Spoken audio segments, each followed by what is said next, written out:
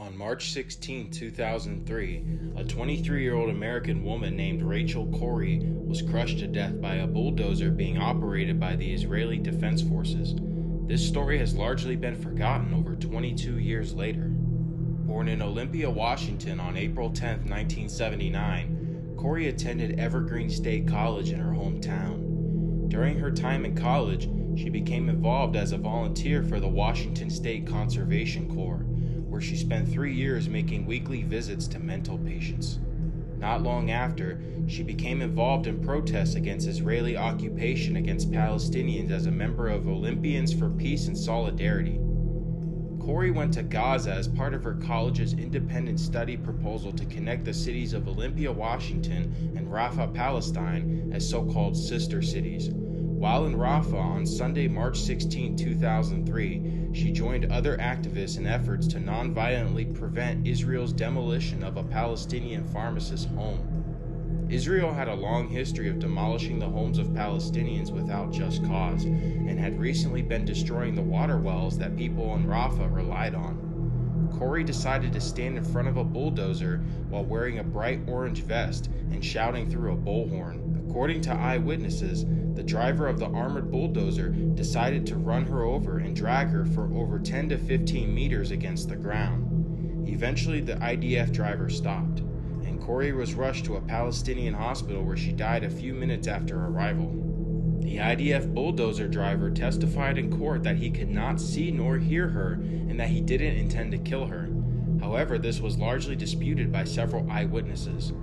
One eyewitness said, "There's no way he didn't see her. Since she was practically looking into the cabin, he turned around towards the building. The bulldozer kept moving, and she slipped and fell off the plow. But the bulldozer kept moving, the shovel above her.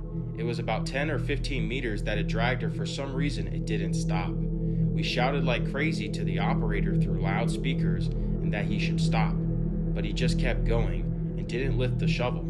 Then it finally stopped and backed up." Another witness said, "Still wearing her fluorescent jacket, she knelt down at least 15 meters in front of the bulldozer and began waving her arms and shouting, just as activists had successfully done dozens of times that day. When it got so close that it was moving the earth beneath her, she climbed onto the pile of rubble being pushed by the bulldozer. Her head and upper torso were above the bulldozer's blade, and the bulldozer operator and co-operator could clearly see her. Despite this, the operator continued forward, which caused her to fall back out of view of the driver.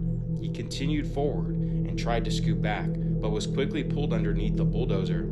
We ran towards him and waved our arms and shouted," one activist with the megaphone. But the bulldozer operator continued forward until Corrie was all the way underneath the central section of the bulldozer. The driver claimed that Corrie was, quote, "hiding in the dirt" and that he couldn't see her.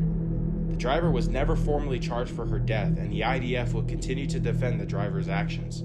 Jacob Dalal, a captain for the Israeli army, blamed her death on protesters, calling the protesters, quote, "a group who were acting very irresponsibly." Corrie's parents in 2005 attempted to sue the Israeli government for her death, but the suit was ultimately tossed out. Several human rights watch groups all launched investigations on her death, and all came to the conclusion that Corrie was killed intentionally by the IDF soldier, and that she was in immense pain for her final moments. Several memorials have been erected throughout Palestine to commemorate her life. To this day, the Israeli government continues to assert that her death was an accident. However, no one was ever brought to justice.